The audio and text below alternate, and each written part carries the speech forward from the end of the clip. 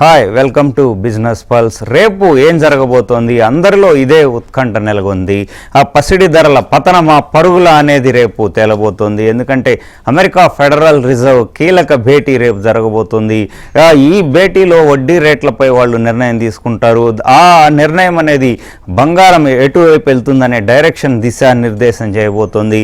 ఇంతటి కీలక భేటీ నేపథ్యంలో ఈ అంశాలపై చర్చించేందుకు మనతో ప్రముఖ మార్కెట్ నిపుణులు ప్రభు గారు ఉన్నారు, అట్లాగే రమేష్ పసుపులేటి గారు ఉన్నారు, రవికుమార్ నండూరి గారు ఉన్నారు, ఆర్థిక నిపుణులు. ముందుగా ప్రభు గారితో స్టార్ట్ చేద్దాం. సార్, ఫెడ్ నిర్ణయం మీద సర్వత్రా ఉత్కంఠ నెలకొంది. పసిడి ధరలు బగ్గుమంటాయా లేకుంటే పతనం దిశగా వెళ్తాయా? మీ అంచనా ఏంటి? అంటే ఇన్ఫ్లేషన్ తగ్గింది, వాళ్ళది అనుకున్న దానికంటే ఎక్స్పెక్టేషన్ దానికి తగ్గింది. సో డెఫినెట్ గా వాళ్ళు తగ్గింది కాబట్టి ఇంట్రెస్ట్ రేట్ తగ్గిస్తారని ఎక్స్పెక్ట్ చేస్తాం. సో ఇన్వర్స్లీ ప్రపోర్షనల్ కాబట్టి తగ్గించినప్పుడు గోల్డ్ కొంచెం పెరిగే ఛాన్స్లే ఉంటాయి.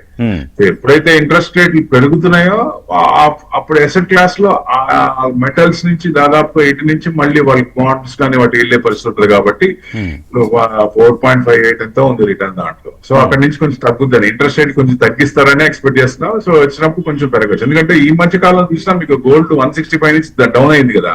సో 140 to 150 రేంజ్ అంటే 140 చేంజ్ దాకా వచ్చి అక్కడి నుంచి మళ్ళీ సపోర్ట్ తీసుకొని కొంచెం ఇదైంది. సో ఏదైనా మీకు కన్వర్షన్ లాంగ్ టర్మ్ కన్వర్షన్ ఏం మారలేదు. చైనా కూడా లాస్ట్ మంత్ 15 tons ఎక్యూట్ చేసినాయి. సో సెంట్రల్ బ్యాంక్స్ అనేది ఎక్యూట్ చేస్తూనే ఉన్నాయి. వాళ్ళు 2346 tons ఆఫ్ ఇది ఉంది.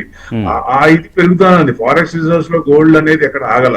సెంట్రల్ బ్యాంక్స్ ఎక్కడైతే ఉన్నాయో వాళ్ళు ఇది అవుతానే ఉన్నారు. ప్లస్ సెల్లింగ్ ప్రెషర్ అనేది ఫేడింగ్ అవుతుంది ఈ మధ్య కాలంలో. ఎందుకంటే చూడండి, మొన్నటిదాకా సెల్లింగ్ ప్రెషర్ 165 నుంచి పడింది అనుకున్నాం కదా. అక్కడి నుంచి సెల్లింగ్ ఉన్నప్పుడు ప్రెసెంట్ ఫేడింగ్ అవుతుంది. సెల్లింగ్ అంటే ప్రెషర్ తగ్గుతోంది. మొమెంటం షిఫ్ట్ అవుతుంది. సో కన్సాలిడేషన్, టైట్ కన్సాలిడేషన్ తీసుకుంది కాబట్టి it's next leg of rally. అంటే నెక్స్ట్ అంటే బాగా పెరిగింది లాస్ట్ ఇయర్, ఇక్కడ కన్సాలిడేషన్ తీసుకుంది అంటే డౌన్ విపరీతంగా డౌన్ అవ్వట్లేదు. సో నెక్స్ట్ లెగ్ ఆఫ్ ర్యాలీకి రెడీ అవుతుందా అంటే ఇట్లాంటివి పారామీటర్స్ ఏదన్నా ఇంట్రెస్ట్ రేట్ తగ్గించినప్పుడు plus other support central banks ఇంకా ఎక్కువ చేసినప్పుడు ఇట్లాంటివన్నీ ఉంటాయి. కాబట్టి సో మూమెంటం ఉండే ఛాన్సే ఉంది, బ్రేక్అవుట్ అవడానికి ఛాన్స్ ఉంది. సో కన్సల్టేషన్ మోడ్ లో ఉంది కాబట్టి ఎందుకంటే ఫ్యాక్టర్స్ కూడా చూస్తున్నాం మనం. జియో పొలిటికల్ రిస్క్ కానీ, రిజర్వ్ డైవర్సిఫికేషన్ కానీ, సీజనల్ డొమెస్టిక్ డిమాండ్ కూడా ఇప్పుడు మళ్ళీ వస్తుంది కదా. సో పెళ్లి కానీ, ఫెస్టివల్స్ కానీ ఇవన్నీ వస్తాయి. అది కూడా స్టార్ట్ అవుతుంది. మనకి ఫస్ట్ పండుగ స్టార్ట్ అయింది నిన్న. సో దాని అనుగుణంగా మనకు సీజన్ వస్తాయి కాబట్టి దాని ప్రకారంగా గోల్డ్ మీద కూడా డొమెస్టిక్ కూడా కొంచెం డిమాండ్ వచ్చే ఛాన్స్ ఉంటుంది. సో మెయిన్ అది. రైట్ రమేష్ గారు, సార్ చెప్పినట్టు మళ్ళా కొంచెం అప్ సైడ్ ఉండే ఛాన్స్ ఉందంటున్నారు సార్. అయితే ఈ గ్లోబల్ అన్సర్టనిటీస్ ఇంకా సమసిపోలేదు. వార్ అయితే కంటిన్యూ అవుతూ ఉంది, లిక్విడిటీ ఇష్యూస్ ఉన్నాయి. సో ఒకవైపు ఇంట్రెస్ట్ రేట్స్ మీద ఇంకా ఒక సందిగ్ధత ఉంది. మీరు ఎలా అంచనా వేస్తారు?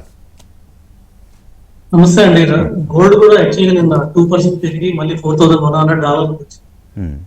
మనం క్లియర్ గా చూస్తాం $4,000 దగ్గరికి వెళ్తూ మళ్ళీ పైకి వచ్చేస్తుంది. అంటే $3,900 అనేది చాలా స్ట్రాంగ్ సపోర్ట్ గా వర్క్ చేస్తుంది.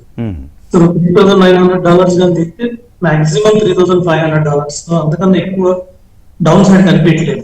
సో ఇప్పుడు మీరు కనుక చూస్తే పెద్ద పెద్ద financial instruments, financial investments, FIIs కానీ లేకపోతే గ్లోబల్ బ్యాంక్స్ లైక్ గోల్డ్మెన్ సాక్స్ వచ్చేసి world biggest bank financial institution, వాళ్ళు కూడా $6,000 ఎస్టిమేషన్ ఇస్తున్నారు ఇక్కడ నుంచి 1 year.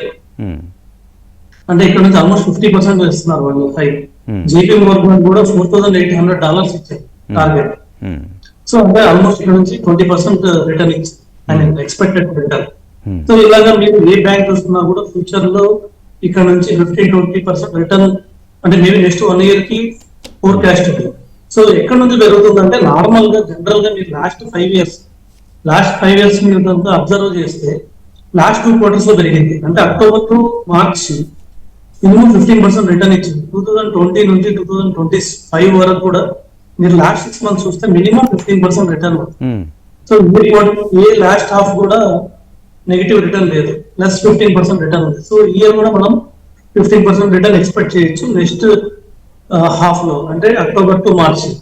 సో మీరు అడిగినట్టు సో రిటర్న్ పెరిగేది అక్కడే మాక్సిమం రావచ్చు. సార్ చెప్పినట్టు కూడా ఫెస్టివల్ సీజన్ అనేది నాట్ ఓన్లీ మనకే కాదు, మనకు కూడా సెకండ్ హాఫ్ లోనే స్టార్ట్ అవుతాయి. నార్మల్ గా దసరా కానీ, దీవాళి కానీ, లేకపోతే సౌత్ ఇండియన్ ఫెస్టివల్స్ కానీ, లైక్ సంక్రాంతి, ఇవన్నీ కూడా నార్మల్ గా సెకండ్ హాఫ్ లోనే స్టార్ట్ అవుతాయి. మనతో పాటు లైక్ చైనీస్ ఫెస్టివల్స్ కూడా ఉన్నాయి. చైనీస్ ఫెస్టివల్ అంటే ది గ్రేట్ చైనా డే కానీ, లేకపోతే చైనీస్ ఫెస్టివల్స్ అన్ని కూడా సెకండ్ హాఫ్ లోనే స్టార్ట్ అవుతాయి. అలాగే యూరోప్, యుఎస్ లో కూడా థ్యాంక్ యూ నోట్స్ కానివ్వండి, లేకపోతే thanks giving day. Thanks giving కానివ్వండి, లేకపోతే క్రిస్మస్ కానివ్వండి, ఇవన్నీ కూడా సెకండ్ హాఫ్ లోనే వస్తాయి నార్మల్ గా. All festival seasons coming in second half ఉంది. అందుకని సెకండ్ హాఫ్ లో రిటర్న్స్ ఎక్కువ ఉంటే డిమాండ్ ఎక్కువ ఉంటుంది, సో గ్రోత్ కూడా ఉంటుంది. ఇక్కడ నుంచి కూడా చాలా డౌన్ సైడ్ రిస్క్ తోటి హై సైడ్ చూడొచ్చు.